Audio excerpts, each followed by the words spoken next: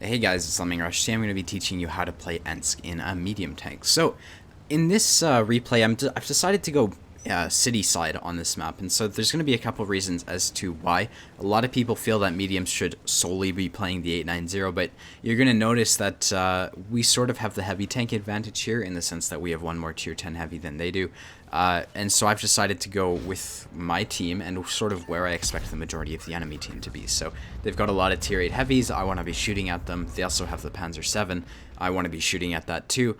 And so I've come to this flank hoping that I can sort of help win this side and make sure I keep my E5 and IS4 alive. So that's what you're going to see right now. Now, a lot of people make the mistake of being extremely aggressive. When you're playing a city in a medium tank, you really need to hold lines or sort of be defensive for the beginning part. What you're going to find is that in a medium tank, if you make a mistake, you lose a ton of hit points quickly. So right here, I'm just sort of waiting for an opportunity to happen. You can't go forcing things. So, maybe some people would be trying to push up. Oh, that was a mistake. Some people might be trying to push up into here, getting shots and whatnot. You can see I was just waiting for one or two early shots. They didn't happen. And so now I'm now trying to find something else to do. So again, this is really important because when you're in a medium tank, you can't be taking hits. If someone's going to be looking at you, if someone's about to shoot you, don't even engage them. So you can see, obviously I didn't pick a fight right there because I didn't think I would win. Right here, a 183 is looking at me. I'm spotted, so I'm not even gonna, take the hit from the 183. Even if he's shooting 8 AP, I don't want to risk getting hit in the turret. And so what I'm gonna do is I'm just gonna find something else to do. You can see right here we've got an object 252 at E4. He's not really getting shot. It doesn't look like they have much contesting the middle other than a Tiger 2. So because this guy's here, I've sort of noticed this opportunity because of his play, and now we're gonna be able to sort of get behind them. Realistically, we're not behind them right now. They're looking at us, and this is sort of where people get confused when they hear that medium tanks are supposed to flank. They're really not. In this case, I can make this play because I have a significant advantage over this Oho. You can see there's bushes in between him. I'm semi-hull down. I have way more DPM than he does, and realistically, I'm able to just pen him most of the time with ease. So you're going to see me doing that. Right here, I'm using the bushes to my advantage. A lot of people, I didn't plan this when I got here. I'm just sort of using what's available to me. You're going to notice that eventually the 183 is pretty much able to shoot directly at me, but because I'm not spotted, we actually couldn't see each other. So these bushes are actually really useful. You can see he would have had a shot if I was lit. I wasn't lit. So you're going to see we're able to just put shots into this 183 right here. Eventually the 183 shoots the T-44-100 and we're able to finish him off. You're going to notice they're starting to push the city. The Panzer 7 and Batchet are pushing into our IS-4 and E5. So the reality is I want to sort of speed this up. I sort of need to help out that E5 who's calling for help. And so what I'm going to do is I'm just going to try to push into this Oho. Now, if you've been paying attention to the mini-map, as I push into this Oho, you're going to notice there's a grill at J3. So crossing here is risky, but the thing is I really want to help out that E5, so I was willing to risk taking a hit. Luckily he missed his shot, but the reality is I was full HP. I was totally okay taking that hit there. It was worth it for me, even if I got shot. Right here I'm helping out this E5. He's probably going to need help against this Batchet. The Batchet starts clipping out into him. I'm going to cross because I know that Batchet's going to get clipped out. I want to kill the Batchet before he can unload all his shells. It seems he's running away, and now we're in a position where the E5's got 800 hit points and there's a couple tanks looking at him. So you can see right here I try to take hits for him. He runs away, and that's because there's an STRV behind us.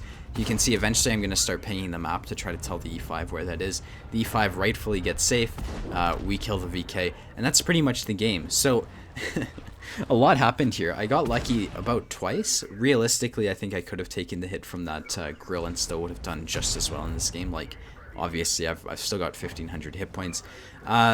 Hopefully this sort of teaches you how to play cities. You're going to notice I didn't really force anything. I was only willing to give away my HP when it was about, I didn't give away my HP for free. I was willing to throw away my HP if I was going to save a teammate or if I was going to win a fight. But when you're in a medium tank or pretty much any tank, you can't just go giving away your HP for free. And trying to brawl a VK, a Panzer 7 from the front would have done just that. So hopefully this replay was helpful. I think it shows that even though I was doing nothing right at the beginning of the game, I was still able to turn this into a 5.6k damage game. So you're going to find that you're actually able to do that consistently. You just have to be patient. You need to save your hit points, especially when you're putting a tank that like a medium tank in a city fight, because otherwise if you're not playing carefully, you're just gonna die and get no damage. So, yeah, let's go take a look at the end plates, and that will be the video. Alrighty, so for this game, what happened is we just played the city because I felt that's where I could get the most damage and whatnot. What you're gonna find again when you play a medium in a city map, you're gonna find that you can't be aggressive, right? Like if I had been up here in these areas where heavies typically brawl it out, the map is glitched by the way. You'd find out that you're just gonna lose hit points really quickly. You can't pick fights that you're gonna lose. You're in a medium tank. You have the mobility to run away or change the situation if you choose to. So here I was trying to get a line through this area right here. Obviously, if I were to be way aggressive, I probably would have gotten hit by the 183 who would have been in these bushes back here or whatever. And the VK would have just wrecked me because his tank is just better for that situation than mine. So what I did is I changed the situation. I waited for something to happen. I didn't go throwing away my hit points. That's really important. And I just looked for opportunities. Sometimes I tried a couple times. This didn't really play out, so I went over here. Again, that didn't play out. And then I noticed the 252 over here, so I gave that a try. And that worked because they sent nothing middle, and we sort of knew that because we were halfway through the game, and no one was doing anything over here on their team. So that's just how it is. You can't force anything in mediums. Obviously, when we were playing right here, I was still full HP. I was able to use these bushes to my advantage. When you're shooting at people in this area, if you ever come down to where I was, obviously you're going to want to use the cover available to you, and that goes for pretty much any location.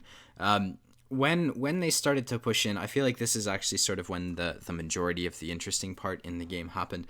They started to push into our IS-4 in E5. Now, to me, it was really obvious they were going to win that. Like, it's sort of hard to kill a VK. That tank's really strong right now. So that IS-4 died. Obviously, I wanted to help them out, so what I did is I crossed. Now, it's just one of those things. If you've got HP to spare, in this case, you'll notice I didn't throw away any of my HP. I was in a position where I could have risked that, right? Like, it was safe for me to cross because I was full HP at that time. You're going to find that's when not being aggressive can sometimes pay off, because I was willing to spend 750 hit points just to try to help out and save that E5. Obviously, the grill like hit this building here or something, but the reality is, even if I had gotten hit, I would have just had to be more careful when fighting this STRV. So, I really think it's a good lesson. You need to be cautious. You need to take advantage of opportunities that present themselves.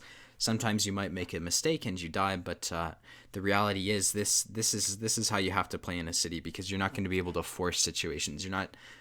People sort of equate skill to being able to like out-brawl an E100, and sure, a lot of Unicums can do that, but a lot of it is more like you'll get a lot better results out of positioning, if that makes sense. So focus on positioning and picking the fights that you can actually win, instead of like putting yourself at a disadvantage on purpose. When I went city, obviously that's not great, and then choosing to fight like VKs, like it's just not going to work. So hopefully this made sense. You want to pick the fights that you can win. If you can't win something, don't force the situation. Don't go throwing away your hit points, because sometime later in the game you'll probably be able to take advantage of something that happens. So yeah, let's go take a look at the end plates. Alrighty, so as you can see, this was 75k credits, 3k XP with the double. I don't really understand why this was only a Mastery Badge second class. It was 1009 base XP. I think that should have been first, but it is what it is. It's about 1250 for a Mastery, just in case anyone's curious. You can see, I feel like that didn't have a huge impact on this game, but I also feel like if I hadn't been on this team, we wouldn't have won. So you can see 5600 damage. The next best player was the Scorpion, and he did an amazing job. But I get the impression that if I hadn't been here to do the 5.6k, the rest of the team wouldn't have lived as long, and as a result, it would have been a lot closer. So, I mean, hopefully this game was helpful. I realized it was short, and to some people it might just look like I was driving forwards and shooting them, but there was actually some thought to it, and I hope, with this game that I was able to explain that thought, and hopefully you can apply it to your fights. So, yeah, that's pretty much it. Hopefully this video was helpful, etc., etc. Bye for now.